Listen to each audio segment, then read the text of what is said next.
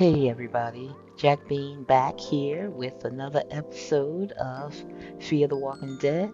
Today we're going to talk about episode number 4, which is called Kings County.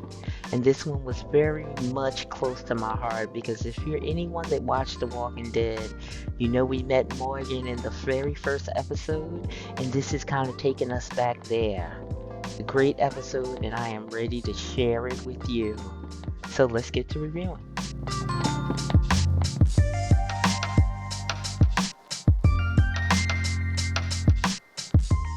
When we first meet up with Morgan, he is walking down the road and he just goes by a bunch of walkers kind of eating something, which we later find out that they were eating skunks. He sneaks past them and he goes to this house where you can definitely hear walkers trying to push out of the door. They're trying to get out and he freaks out and he kind of runs away. He didn't kind of run away, he ran away. As you know, the title of this episode was Kings County, so you know that he's back in that place, the place where he had met Rick Grimes for the first time. And if you remember at the end of episode 2, when he was in that truck with Madison and she had made the diversion so that he could run away, this is where he went. He came back to Kings County. And all I could really think about is even from the first episode, seeing him in that building, seeing him with the clear stuff, the Jenny and the Duane stuff on the walls. I knew he had killed Jenny because he said that in the clear episode of The Walking Dead that she bit Duane and he shot her and he knew he should have did it before. But now I'm realizing he never killed Duane, that Duane must still be there as a walker in that house. Morgan is feeling just as afraid to kill Duane as he had to have killed Jenny. When he ran away from the house and he ran into those walkers that was eating the skunk, he was like, I can kill you, but I can't kill him. He had almost gone back into that place where he wasn't clear, where he was killing anything and everything.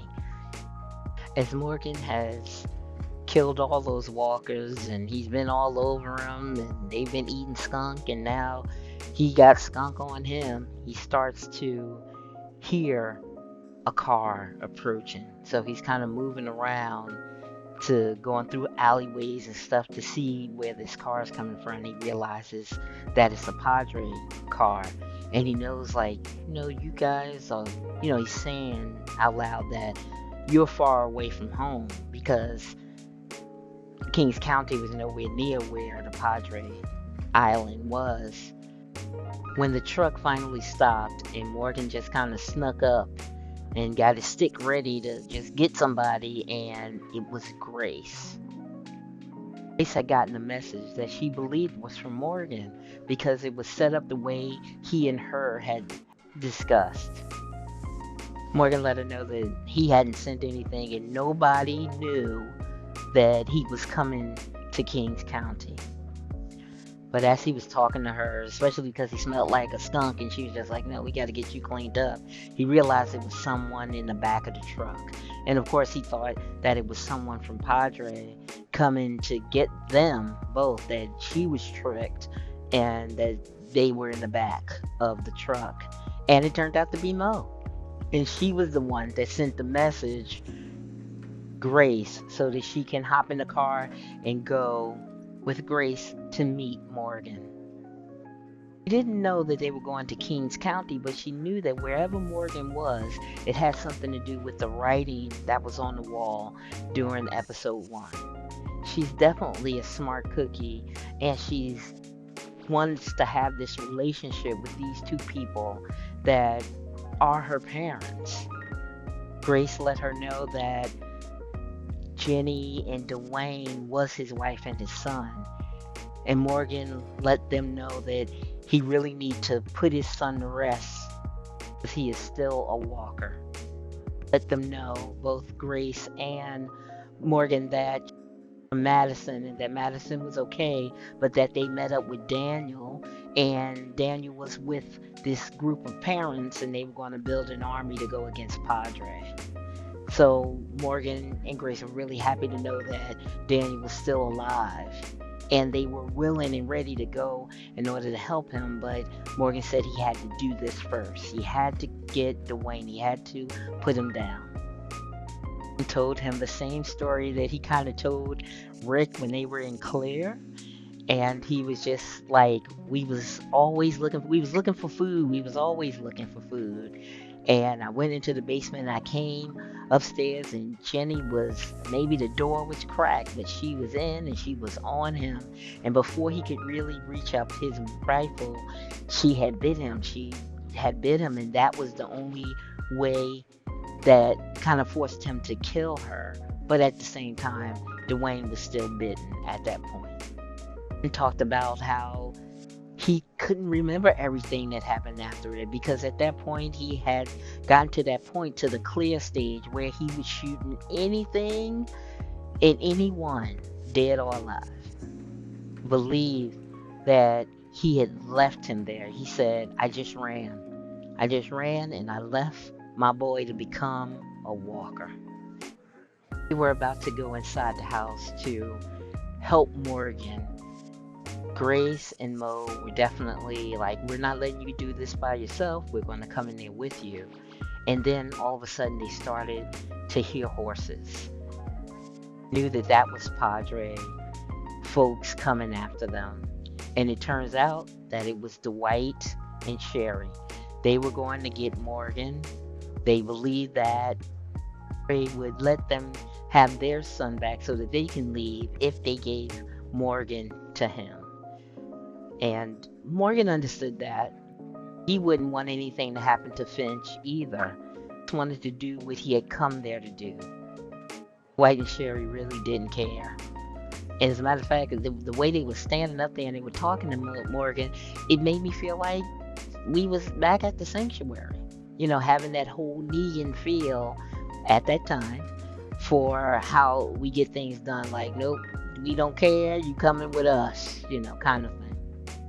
When they saw Mo and Grace, you know, Sherry's mind was just, let's take her back and then they'll give us our kid. And even Dwight was like, do you want Finch to know that we tried to save him by throwing somebody else in the fire?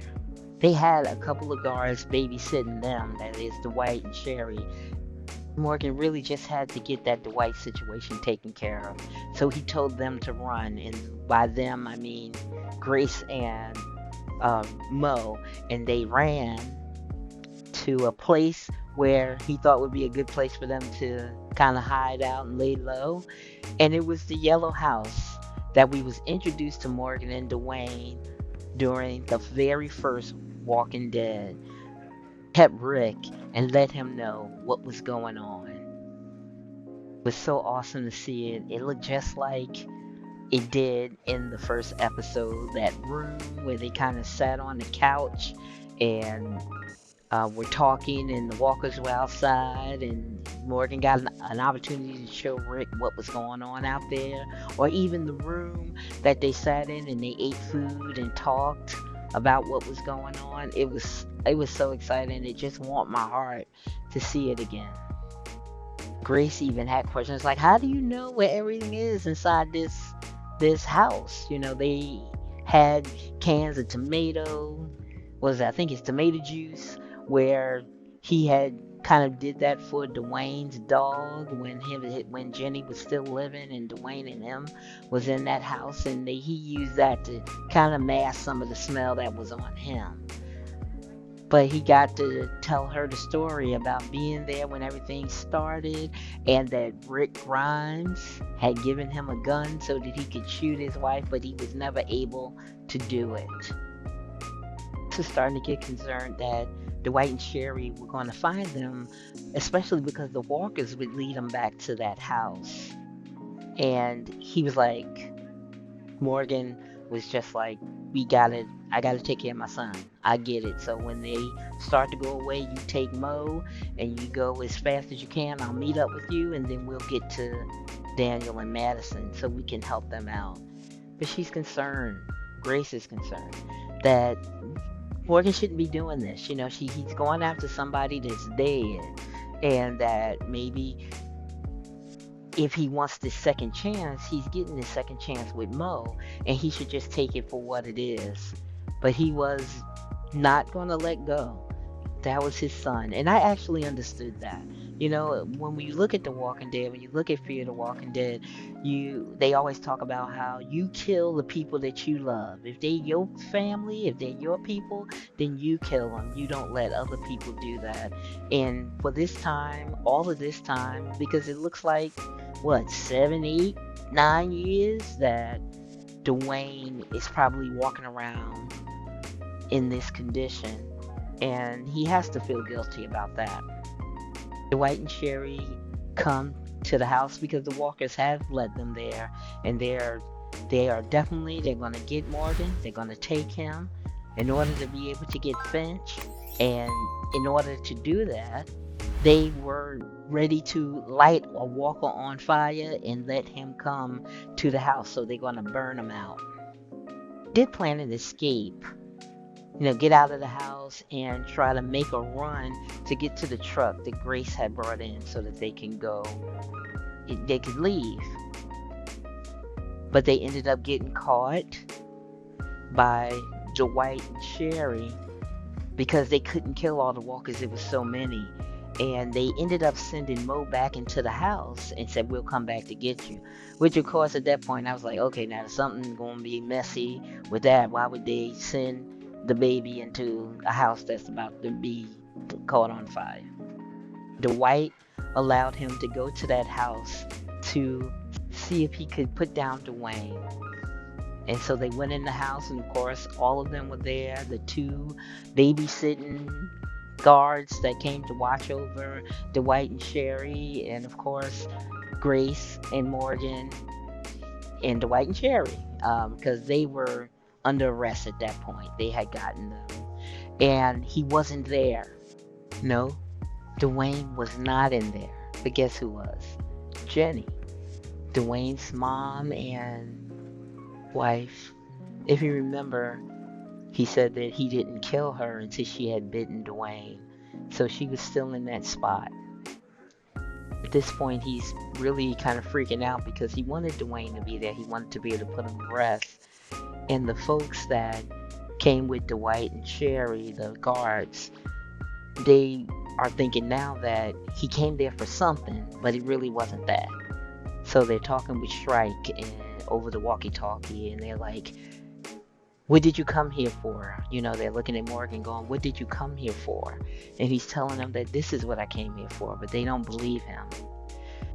Shrike, with her coldest of hearts, decided that if he's not going to tell us what he's there for, we're not going to know, then kill him. Just let it be over with. And at this point, they were going to kill him, but Dwight and Sherry intervened. Tell that from the beginning, when Dwight and Sherry wanted to get Morgan, doing it because Shrike told them they'll give him Finch. And you could see that when the cameras went to Shrike, she did have Finch sitting right there. And he was doing okay. Didn't let her know that they had kind of put down the 2 guards. So he got Finch to really knock Shrike out by asking him, do you remember the chimney something or other, if that's even the right word, that I taught you? So he did that and knocked her out, and they told him, or Dwight and Sherry told him, to get to the dock and they would be there to greet him. That they just kind of let Morgan know that they hoped that he find his son, but they was going to get their son, and they were out. Morgan then gets a call from Mo that the house is on fire, which, of course, I still sit back and shake my head that they would even send her in there, because it was just about on fire when they told her to go in. So just going off topic just a little bit, during this episode, Morgan would see a walker and he would remember Jenny in the form that she was in when he would be looking out the window and when he should have shot her, but he never could shoot her. And when they left that house to go to get Mo, he kept seeing um, a image of a walker that looked like Jenny. It was just a regular walker, but it was Jenny for him, and he kept having an issue with being able to shoot it. But at one point, when Ren or Mo started, like, help me, save me, he finally did it and was able to go into the house to get her. Inside the house, we find that there's a walker that's trying to grab Mo. She's trying to grab Mo, trying to get her, and she's looking at she's looking at Morgan, who caught up with her, and she's like, "Help me, Dad!" But when Morgan looked up, he realized that the walker inside the house was Duane. Although he didn't remember, he ended up taking Duane out of that house that they were in and bringing him back to the house where it all started, where he and Rick and Jenny kind of lived at the beginning of The Walking Dead. Kept seeing him. He kept seeing him as the Duane that we knew. That's that bright and happy kid. But, he was still having that problem being able to shoot him. And even Mo was like begging, please just save me, help me. And he was able to let Duane go, which is the right thing to do. Duane had been up all that time. I know I don't understand the feelings. I don't have children, but I can understand that people don't want to let that kind of go. They see their child. But in this world, you also see a walker, and why have them live that kind of life? I think that's why he was so guilty for letting so much time go past. But at this point, they were all kind of sitting outside the aftermath, and Mo has seen the photo book, like saying, if you want to remember people, we have these pictures. And then, of course, because it has to happen, some walker come out of the rubble and grab her. So with Morgan and Grace going over to help her, and and she was okay in the end, but Grace got bit. Dwight and Sherry had already reached Finch, and they were getting ready to get on the boat, and Morgan came driving up, and he's like saying, we need to get her to June. We need to see if we can, the thing that June did that was actually able to help Finch, and some other people would be able to help Grace as well. So they got on the boat with Dwight, Sherry, and Finch, and they were taking them to Madison and June were, to see if they can get her some help. And this is how this episode ended. This really was a great episode, especially if you're a person that followed Morgan in The Walking Dead, because it just brings all of the pieces together. That first episode, the clear episode, and that Morgan just went through so much for being a person that was ready to kill anything and anyone, to being one that didn't want to kill anything or anyone. And you just kind of get a real opportunity to learn why he felt that way, what he had gone through in order to have gotten to that place. If you didn't see it and you get a chance to, make sure you do, because it's definitely satisfying.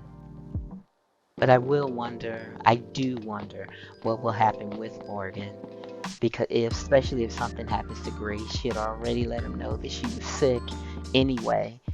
But then to have her die by turning into a walker, I think it's going to push him back. It's going to be the same thing for him as Jenny. Although he and Grace aren't married, they kind of are. They've gotten themselves together. They have their little family. To lose something or to lose her that way would be devastating for him. So tell me what you think. Place in your comments down below. You think that Grace will make it to the end of the series? That they've got their family back and they're getting ready to get with Madison and Daniel to fight Padre for the sake of the kids? What about Dwight, Sherry, and Finch? Do you think that they're going to be able to stay together? Are they going to really engage with Daniel and Madison as they fight against Padre, because they're more happy to make sure and know that they have their son with them. They probably just want to go someplace and not be a part of any of that at all. So we'll have to see. If you are enjoying the content, please don't forget to subscribe and hit notifications so you know when the video is coming out. Think that we have only 2 more episodes before it ends for the mid-season break, and it definitely looks like it's going to be very exciting. That Fear the Walking Dead is going to go out with a bang.